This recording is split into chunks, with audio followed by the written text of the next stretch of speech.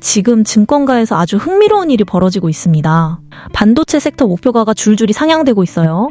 그것도 보수적이기로 유명한 대형 증권사들이 말이죠. 특히 메모리 반도체 기업들에 대한 전망이 완전히 달라지고 있습니다. SK하이닉스가 영업이익률 50%에 도전한다는 분석이 나오고 있고 100만 하이닉스 기대감이 업계 관계자들 사이에서 조심스럽게 회자되고 있어요.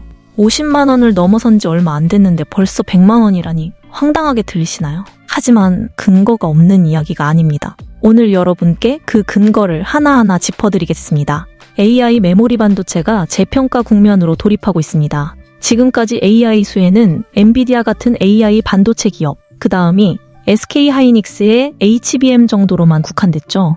하지만 이제 그 범위가 확장되고 있어요. 범용 D램부터 낸드까지, 일반 서버용 메모리까지 전방위적으로도 수혜가 번지고 있습니다. 그리고 내년 2025년이 메모리 반도체 슈퍼사이클의 변곡점이 될 것이라는 전망이 증권가의 컨센서스로 자리 잡고 있어요. 현재 저평가받고 있는 메모리 반도체 밸류에이션이 내년에 재평가될 것이다. 이게 핵심입니다. SK하이닉스의 내년 설비 투자 규모가 역대 최대치를 경신할 것으로 예상됩니다. 그럼 여기서 질문 하나 던져볼게요. 기업이 역대 최대 규모로 투자를 한다는 건 무슨 의미일까요? 그만큼 확신이 있다는 뜻이죠. 수요 폭발을 예상하고 있다는 겁니다. 그리고 그 수혜는 반도체 소부장 기업들로 흘러갑니다. 특히 주목할 만한 건 모건 스탠리의 입장 변화예요. 일명 반도체 저승사자로 불리던 모건 스탠리. 작년에 반도체 비관론을 쏟아내면서 주가를 반토막 넘어 3분의 1토막까지 만들었던 그 모건 스탠리가 말이죠. 올해 상반기까지도 부정적 전망을 유지하다가 최근 완전히 돌아섰습니다. 메모리 반도체가 슈퍼사이클에 진입하고 있다는 리포트를 내놓은 거예요. 내년 메모리 업계가 막대한 수익을 창출할 것이고 강세장 시나리오에서 삼성전자는 17만 원, SK하이닉스는 85만 원까지 갈 수 있다고 제시했습니다. 모건 스탠리가 SK하이닉스를 PER 3배로 평가했어요. 과거 SK하이닉스가 잘 나갈 때의 밸류에이션을 넘어서는 수준입니다. 그런데 SK증권은 더 나갑니다. 강세장 시나리오에서 PER 4배까지도 가능하다고 봤어요. 이게 무슨 의미냐면 100만 원 목표가가 허황된 숫자가 아니라는 겁니다. 물론 증권사 목표가가 반드시 달성되는 건 아니에요. 하지만 근거가 있다는 게 중요합니다. 그 근거를 이해하면 시장이 어디로 향하는지 보이거든요. SK하이닉스의 3분기에 이어 4분기도 역대 최대 실적이 확실시되고 있습니다. 4분기 매출 28조 1천억 원, 영업이익은 14조 1천억 원으로 전망되고 있어요. 영업이익률을 계산해보면 50%가 넘어갑니다. 반도체 제조기업이 영업이익률 50%라는 게 얼마나 대단한 수치인지 아시나요? 엔비디아가 현재 영업이익률 60%를 넘어갔죠. TSMC는 이미 50%를 돌파했고요. 그러면서 AI 수혜의 무게추가 메모리 반도체로 넘어오는 시기라는 분석이 나오고 있습니다. 내년이 SK하이닉스의 역대 최고 시기가 될 것이라는 전망이 지배적이에요. 그런 전망이 부각되면서 주가가 이미 많이 올랐습니다. 하지만 실적이 실제로 나오면서 어닝 서프라이즈까지 더해진다면 어떻게 될까요? 게다가 글로벌 AI 업계에서 엔비디아나 TSMC 주가가 올라가는 구간에 SK하이닉스만 혼자 빠지기는 어렵죠. 증권사 목표가가 80만 원에서 100만 원대라는 건 현재 주가 대비 50%에서 80%의 추가 상승 여력이 열려 있다는 뜻입니다. 여기에 한 가지 변수가 더 있습니다. 바로 환율이에요. 최근 원달러 환율이 급등 추세죠. 상반기만 해도 1,400원 아래에서 움직이던 게 최근 1,480원대 초읽기에 들어갔습니다. 2에서 3년 만에 고점 수준이에요. 원달러 환율이 오르면 수출 기업 실적에 인플레이션이 발생합니다. SK하이닉스 같은 기업들은 매출의 대부분이 해외에서 나오거든요.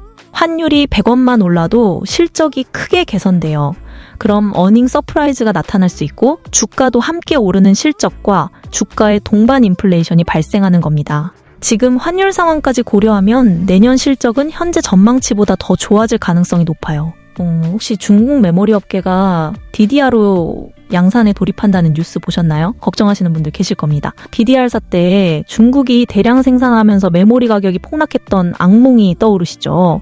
작년에 그 여파로 삼성전자가 적자 전환까지 했었잖아요. 하지만 지금은 상황이 완전히 다릅니다. 중국이 만들고 있는 DDR로는 1A 나노 세대인데 우리나라는 이미 1B, 1C를 지나 지금 1C 플러스 세대까지 가고 있어요. 몇 세대나 뒤처진 기술입니다. 우리는 10나노 공정을 쓰는데 중국은 16나노 공정을 쓰고 있어요. 공정이 낮을수록 반도체 가격은 비싸지고 성능은 떨어집니다. 더 결정적인 건 미국의 규제예요. 네덜란드 ASML의 EUV 장비 접근이 제한되면서 중국은 첨단 공정으로 나아갈 수 없게 됐습니다. 현재 중국 DDR5의 수율이 50% 수준이에요. 양산 가능한 수준이 아닙니다. 막대한 적자를 감수하면서까지 굳이 여기에 뛰어들 가능성은 크지 않다는 게 업계 관계자들의 중론입니다. 그래서 내년 강세장 시나리오에서 중국 DDR5는 큰 변수가 되지 않을 것이라는 분석이에요. 국내 반도체 업계가 엄청난 실적을 거두는데 지금 이견이 없습니다. 현재 국내 메모리 업계는 미국 마이크론보다 저평가받을 이유가 없습니다. 특히 SK하이닉스는 기술력도 뛰어나고 HBM 점유율도 높은데 지금 마이크론의 12개월 선행 PBR이나 PER이 SK하이닉스나 삼성전자보다 높아요. 미국 기업이라는 이유만으로 더 높은 밸류에이션을 받고 있는 거죠. 하지만 기술력이나 시장 지위를 따지면 SK하이닉스가 절대 뒤지지 않습니다. 오히려 앞서 있어요. 그럼 이 밸류에이션 격차는 언젠가 좁혀질 수밖에 없겠죠. 게다가 마이크론은 내년에 적용해야 하는 HBM사를 재설계해야 하는 악재를 안고 있습니다. 재설계한다는 거는 내년 상반기 퀄 테스트가 어려워진다는 뜻이에요. 하반기 적용도 불투명하죠.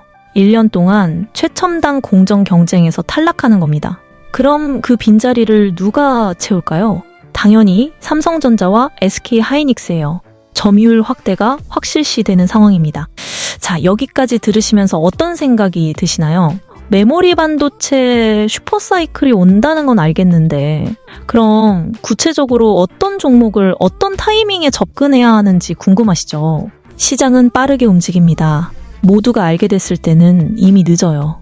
지금 이 순간에도 외국인들은 특정 종목들로 꾸준히 매수세를 집중하고 있습니다. 그들이 보는 게 뭘까요? 그래서 제가 댓글창에 실시간 소통방 링크를 올려드렸습니다. 거기서는 급등주 정보, 대장주 공략 방법, 리스크 관리 전략까지 실시간으로 공유하고 있어요. 혼자 고민하지 마시고 함께 정보를 나누면 훨씬 더 정확한 판단을 하실 수 있을 겁니다. 지금 바로 댓글창 상단 고정 링크 클릭하셔서 입장하세요. 타이밍을 놓치면 아무 소용이 없거든요. 링크는 댓글창 맨 위에 있으니까 놓치지 마시고요. 다시 영상으로 돌아가겠습니다. 엔비디아의 차세대 AI 반도체 루빈이 최종 설계 테이프아웃을 끝냈습니다. 이제 설계 검증 단계로 넘어갔어요. 내년 양산 일정이 본격화되고 있다는 뜻이죠. 여기서 핵심은 HBM사예요. 루빈에는 HBM사가 탑재됩니다. 그럼 HBM사 매출이 본격화되는 시점이 바로 내년이에요. 그리고 그게 주가에 반영되는 타이밍도 다가오고 있습니다. 현재 AI 메모리 수혜가 HBM에만 집중되던 단계를 넘어서고 있어요. 다양한 메모리를 조합해서 AI의 전반적인 성능을 향상시키는 단계로 확장되고 있습니다. HBM만이 아니라 범용 디램, 낸드까지 모두 중요해지는 거죠. 엔비디아는 한 가지 우려를 안고 있습니다. 바로 빅테크들의 자체 AI 반도체 개발 움직임이에요.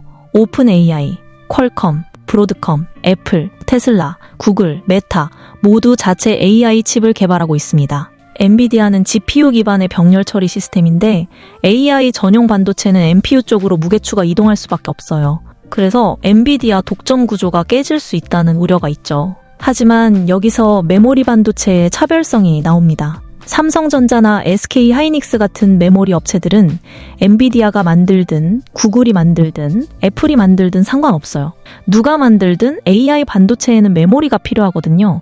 그리고 그 메모리는 결국 삼성전자와 SK하이닉스에서 사야 합니다. 이게 메모리 반도체의 핵심 경쟁력이에요. 그래서 내년 메모리 업종 밸류에이션 재평가의 변곡점이 된다는 겁니다. 우리나라 주식시장은 미국과 조금 다릅니다. 미국은 점진적으로 상승하는 반면 한국은 메모리 반도체 업황에 따라 급등과 급락을 반복해요. 변동성이 큰 겁니다. 하지만 거꾸로 생각하면 기회예요. 메모리 초호황기에는 같은 기간 동안 시스템 반도체 대비 메모리 반도체 수익성이 훨씬 크게 나타나거든요. 주가 상승이 꾸준하지는 않지만 단기적으로 미국 주식들보다 훨씬 강하게 오르는 타이밍이 분명히 있습니다. 지금이 바로 그런 국면입니다. 실제로 9월부터 2달 만에 첨단 디램 가격이 3배 급등했어요. 내년까지 이 추세가 유지된다면 메모리 반도체 가격은 말 그대로 부르는 게 값이 됩니다. SK 하이닉스는 내년 설비 투자를 대폭 확대할 계획입니다. HBM에만 집중하던 것에서 D램, 낸드까지 슈퍼사이클을 기대하면서 전방위 라인 투자가 진행되어 여기서 중요한 포인트가 있습니다. 올해 하반기에 SK하이닉스가 HBM3 투자를 중단하고 HBM4로 전환했어요. 그래서 장비 발주를 멈췄거든요. 그 여파로 HBM 주요 장비 기업들의 하반기 실적이 좋지 않습니다. 연말에 실적 악화로 인한 단기 조정이 나올 수 있다는 뜻이에요. 하지만 이게 오히려 투자자분들에게는 기회가 될 수 있습니다. 내년 연말 연초에 HBM부터 D램, 낸드까지 전체 설비 확대가 진행되면서 반도체 소부장 기업들의 실적이 폭발할 테니까요. 내년 상반기 어닝 시즌을 주목해야 하는 이유예요. 이제 구체적인 수혜 기업들 살펴보겠습니다. 첫 번째는 하나비전입니다. 반도체 장비 여러 가지를 개발하는데 지금 가장 주목받는 건 본더예요. 차세대 패키징 장비죠. 내년 초에 하이브리드 본더를 출시합니다. 이게 차세대 HBM 장비 시장에서 본격적인 경쟁이 시작되는 제품이에요. 그런데 업계 1위 한미반도체는 내후년에야 양산에 돌입합니다. 1년 정도 기술 격차가 나는 거죠. 내년부터 적극 도입되는 하이브리드 본더 시장에서 하나비전이 선점 효과를 누릴 수 있다는 분석이 나오고 있어요. 여기서 더 중요한 건 삼성전자와의 관계입니다. 하나그룹은 삼성과 각별한 관계를 유지해왔어요. 이건희 회장과 김승연 회장의 관계가 특별했고 지금은 이재용 회장과도 그 관계가 이어지고 있죠. 반면 한미반도체와 삼성전자는 과거 특허 분쟁으로 사이가 좋지 않습니다. 그래서 한미반도체가 첨단 본더를 삼성전자에 공급하지 않았어요. 삼성전자 입장에서는 대안이 필요한 상황이죠. 바로 그 자리를 하나비전이 차지할 가능성이 높습니다. 하나비전이 삼성전자와 SK하이닉스 모두에게 HBM 차세대 핵심 장비를 동시 납품할 수 있다는 기대감. 이게 내년 반도체 소부장에서 주목해야 하는 이유입니다. 두 번째는 리노공업입니다. 반도체 테스트 프로브와 테스트 소켓 국산화에 성공한 기업이에요. 원래 전량 수입에 의존하던 품목인데 국산화 이후 세계 점유율 1위까지 달성했습니다. 세계 최고 기술력을 인정받고 있는 거죠. 리노공업의 놀라운 점은 영업이익률입니다. 소재나 부품 기업 중에 드물게 40%를 돌파하고 있어요. 장비 기업도 아니고 부품 기업이 40%라는 게 얼마나 대단한 수치인지 아시죠? 그만큼 기술력이 독보적이라는 증거예요. 내년에는 매출 급증으로 영업이익률 50%에 도전할 수 있다는 전망까지 나오고 있습니다. 리노공업의 일명 리노핀이라는 제품이 있어요. 원래 비메모리 쪽으로 퀄컴, TSMC 등에 납품되던 제품인데 최근 HBM 같은 첨단 메모리 쪽으로 테스트 수요가 늘어나면서 매출이 급증하고 있습니다. 사상 최대 실적이 연일 갱신되고 있어요. 내년 메모리 업황이 좋아지면 리노공업은 최선호 수혜주가 될 수 있다는 분석입니다. 오늘 메모리 반도체 슈퍼사이클부터 SK하이닉스 100만원 가능성, 그리고 구체적인 수혜 기업까지 모두 살펴봤습니다. 모건 스탠리조차 입장을 바꿀 정도로 내년 전망이 밝다는 건 분명해 보입니다.